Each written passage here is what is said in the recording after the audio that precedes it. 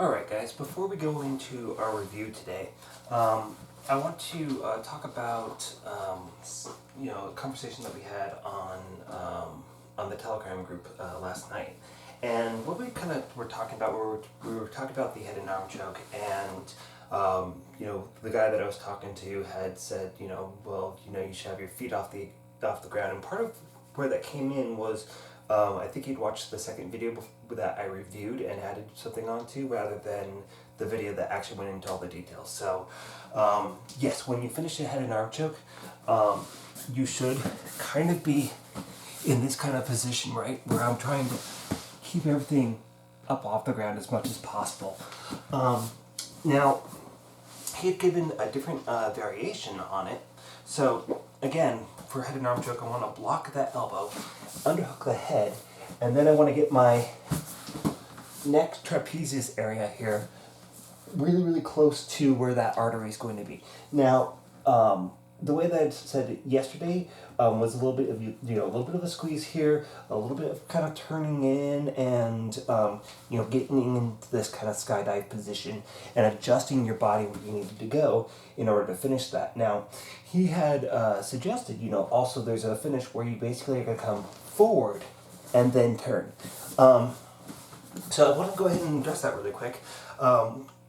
It's not a technique that I have been taught, so it is what it is. So the thing is that if I am trying to elevate this shoulder and then push it in, if I just push on the shoulder and it's slow, right, it's not going to go into that artery. So it is a sound concept to start to lift that shoulder up by moving your body forward and then turning in. So it's definitely something that is worth going over and looking at and practicing and seeing if it works for you. So I'd like to thank him for having done that.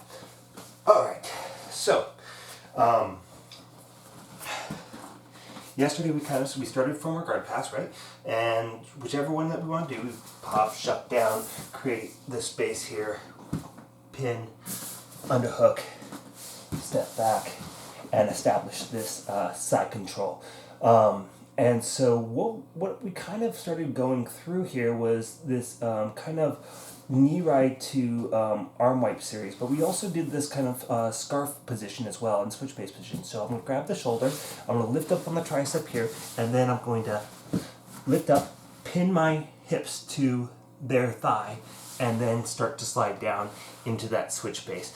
And really, for me, I like to think about this space kind of resting on the same space on them, right? So they're taking my weight, but I'm still rooted in the floor. I still don't have any gap between my hips, my butt, and the ground, right? So, switch base position. If they try to turn and push off of me, I can wipe that back and go into this step over arm bar.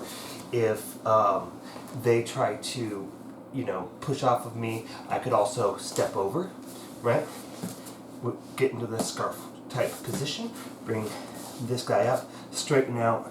They will usually come up this way. If not, I can use my foot to do that, to force the issue, or I can use my hands. That's free here, right? So this is one of the reasons why these scarf and switch base positions are so important and so powerful, is that I have my hands to actually do a lot of the cleanup work here. So now that I've got that over, I'm going to thread my leg in, right?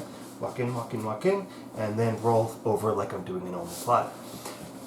All right. So, I think that was actually 2 videos, playlists back, but, good thing we went over it again. So, let's say I'm passing his guard. He starts to turn over, right? So I'm going to take my hand, I'm going to underhook his head, I'm going to grab my own bicep, grab his lat. So remember that how deep my forearm is going to determine what angle my arm needs to be, right? So if I'm just barely wrist deep, when I finish this, I'm going to have to pull back on this elbow and start to look up to the ceiling so that this blade starts to cut in to that side of his neck, right? So his arm is straight. I'm not letting him post on the ground. So I use this hand to kind of get there. I'm very shallow right now, so I grab my own bicep, and then I'm going to straighten out his head side leg. I'm going to start to look up as my chest goes down, and then at the last second, and really this is minimal, I start to drive in just a little bit, right? One thing that people tend to do is they'll like start here and they'll do nothing but drive in. And what's going to happen is instead of driving down and then in, they're going to start flattening him out, and it's going to be like his bicep trying to get to the neck, and it's not going to be successful. So we don't really want to drive in too much. It's really just a very small movement at the very end. If I did look up and I got here, it's no longer my forearm that's doing the choking, it's going to be my bicep. Grab my own forearm, I'm going to grab the lat. So if I'm shallow, I might not actually be able to grab the lat. It might stay down here and then finish, but if I'm deep, or even mid-range, right? So again, I could be mid-forearm here, grab his lat, and still get that angle, right? Or I can get super deep, and now it's my bicep doing the work, and then I'm definitely going to be on that lat. So if he were to, maybe pinch or block my path in some way, I can now thread under the underside and get the lock this way. So I'm getting into this anaconda position. I want him to be on his side, and then I'm going to walk in and I'm going to implode, not explode. Right? So that's going to be your anaconda choke. Now, maybe we did flatten out and I can't get him to go back up on his side, right? So I've got that kind of same position here. So I've got that nice little lock here. I might keep my hand here just for, just to keep my arm where I have it right now. But when I go to finish this arm's going to be free, and this is going to be planted on my chest. So I'm going to bridge up and I'm move my hips on top of his head. I'm going to clear a path on this side of my head, the one closest to him, and then I'm going to back roll and then finish that guillotine right there. All right. So yes, that's a very, very fancy entry, and really, and I didn't quite say this enough yesterday, but I get into this position or whatever, and this is the roll, right? It's the same thing that we're doing in our warm-ups, right? But now we're doing it as a choke that I'm going all the way up to do that. And so those are going to be the basic chokes that we kind of covered yesterday, at least from this rollover position in this particular series here.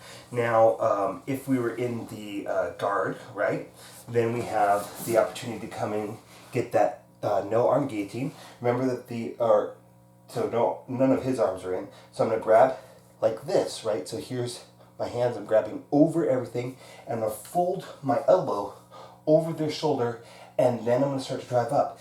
Now, I don't think I emphasized this enough last time. So if I'm in the guard, right, and we'll cover this more when we actually start doing guard stuff, but I'm going to want to back myself out. So I will get that snap down, and I'm going to back my hips out, and I'm kind of do this little crunch through here, so I have plenty of space to get this in. Once I get this in, I want to really, really, really get in as deep as I possibly can so that I can get it kind of more like a rear naked choke. So once I get here, right, and I start to come up onto this position, I want to keep my elbow as close to between his shoulder blades as I possibly can, and then get my hips back in, re-guard, and then I'm going to implode rather than explode. Now, if I were to get that snap down top for a quarter or whatever, and I got this arm in, and I didn't mention this last time, but it's important that the arm is across my body. It's not going to work if the arm's out and he's able to lift up. So I want to make sure that he's trapped in that way. And for this one, again, I want to get in deep here, but it's not quite as important for that. And yes, it is. I lied. It's totally important. But I'm going to take this side, on the same side that I'm hooking the head, that leg's going to come over and it's going to block his hip on this side. So you see that? It's going to be right there.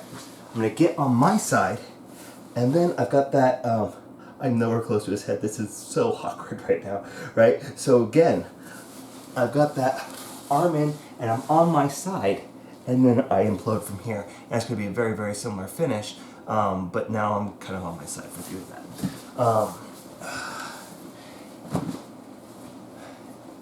And I don't remember if we reviewed the butt on chest stuff, so I'm going to go ahead and do that really quick. So 2 knees on, so I got the knee right, knees together, wipe that off, sweep, and then I get into this this kind of arm ride position. I can bring this arm in and I can hit that that bicep slice, or I can start to post on his chest and spaceball slide through, holding onto his wrist, and from here I can sit on his chest, swing around for that arm bar, catch his head, come down for that triangle, or roll off and get into that omoplata. I know that I am kind of rushing that because I'm pretty sure I already reviewed it once, but just in case, there you go.